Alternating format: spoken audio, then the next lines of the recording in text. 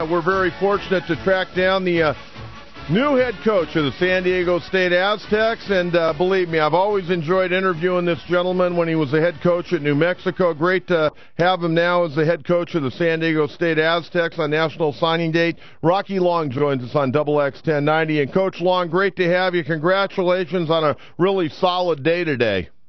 Thanks, Coach. It turned out as good as we thought it might, and that's a nice way to start. Hey, Rocky, in all, 23 players signed today, is that right? Yes, we signed 23. Well, let's talk a little bit about the quarterback you signed today, a young man out of Glendora High School, Chad Jeffries. Tell us a little bit about him.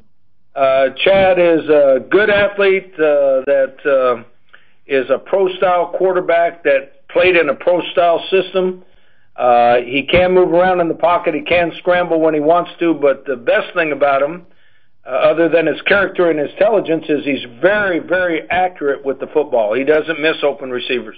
Offensive line, it looked like you landed 4 pretty good young prospects. Yeah, we did that on purpose.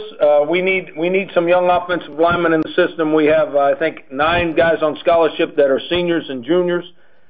We need to bolster that area, and what we did was, if you'll notice that there's a couple great big ones, but most of them are not as big as they will be here in a couple years, but what they are is really good athletes. 2 of them start on their basketball team. They started as center on their basketball team.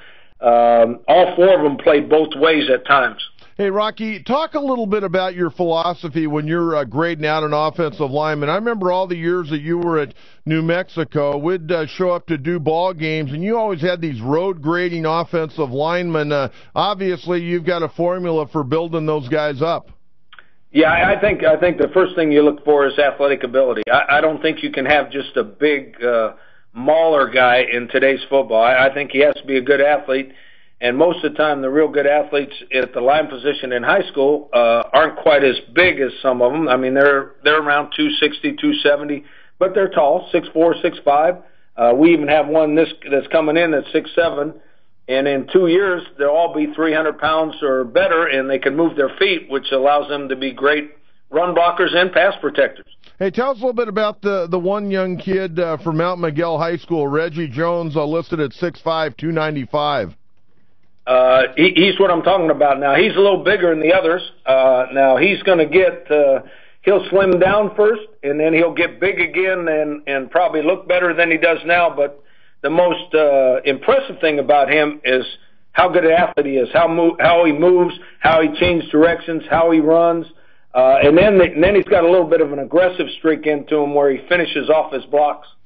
You know, the one thing that San Diego State has always done a pretty good job of, they've done a good job of getting their tight end involved. Tell us a little about Robert Craighead, the kid out of El Capitan. That might be our best position on our football team. We've got some really athletic tight ends in the program now, and he fits right in. We did a little highlight tape on these guys, and all the highlights are him running and catching the ball and running with the ball. But we had him in camp last summer, and what impressed me most was how aggressive he was, how tough he was, how well he blocked. And you know, those guys are hard to find in people that play the spread and everything now. You don't find many tight ends, but he's going to be a good one. And you signed another tight end. You actually went down to the state of Texas, down to El Paso, Coronado High School, and got Adam Roberts.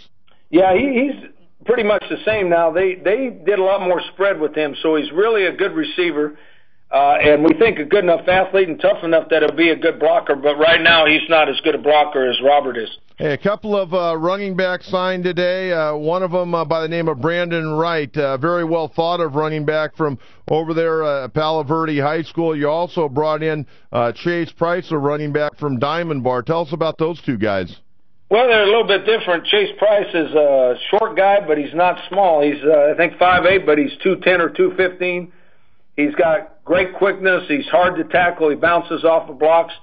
Brandon Wright is kind of tall, and he's probably 6'1". He's about 190 pounds now. Got really good speed, really elusive. We think he's going to be, 210, 215, 220, a big back.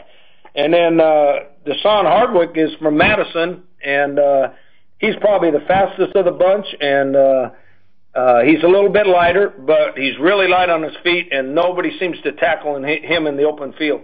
You know, Rocky, a guy that I saw play quite a bit over his junior and senior year, going out and watching high school games and doing some championship games, was Sam Meredith, who played both tight end and defensive end, and you guys recruited him as a defensive end. Talk about him because, boy, he's one of those guys that has plenty of room to grow. Yeah, he's a big, strong, powerful young man right now. And I got to see him play against Oceanside. I went to the Oceanside playoff game against Helix, and Oceanside has a great football team. They're very, very well coached, and he impressed me on both sides of the ball. He's got a lot of upside, no matter which side he plays. Now, obviously, we want to start him at defensive end, and we think that's where he'll stay. But as you say, he's a big, strong, powerful guy. There's a lot of places he can play. Hey, Rocky, in all, it seemed like you guys did a heck of a job. I know on this day, I was telling my wife earlier, there's no coach in America that's going to come out and say, we didn't have a very good recruiting year. Everybody today had a great day. But, I mean, considering everything that went on, I think you and your staff did a tremendous job. But talk a little bit about just kind of the struggles of having to go back and kind of re-recruit these guys over the last few weeks. Yeah, I think that was the hardest thing. When the coaching change happened, I think we had 17 commitments at the time, and all 17 got nervous. All 17 started wondering what was going on. All 17 started getting re-recruited by the people that were recruiting them before they committed. And we only had 3 guys on our staff, LaCharles McDaniels, Brian Sipe, and Tony White. And we went to work, and head coaches can't go out as much as assistants, and those 3 worked like a 9-person staff. I mean, they went out and saw every one of those kids, assured them that things weren't going to change. We're going to do things the same way. We're going to run the same defense, run a similar offense, and settled almost all those guys down. Now, 2 or 3 of them were getting heavily recruited. When the crack opened, people came back in on them hard. But what is amazing is we added 2 or 3, and we kept all those guys. And I really think it was the staff. And then I also think the kids come to a program, not to a coach. They come to a program. Rocky Long, head coach, San Diego State, our guest here on Double X 1090. All in all, you got to feel pretty good about what you've been able to get accomplished. As far as recruiting, recruiting has changed over the last 4 or 5 years. How about for a guy that's been around for a long period of time? Isn't it still, you have to go in there, you got to sell yourself, you got to sell your university and what they can provide?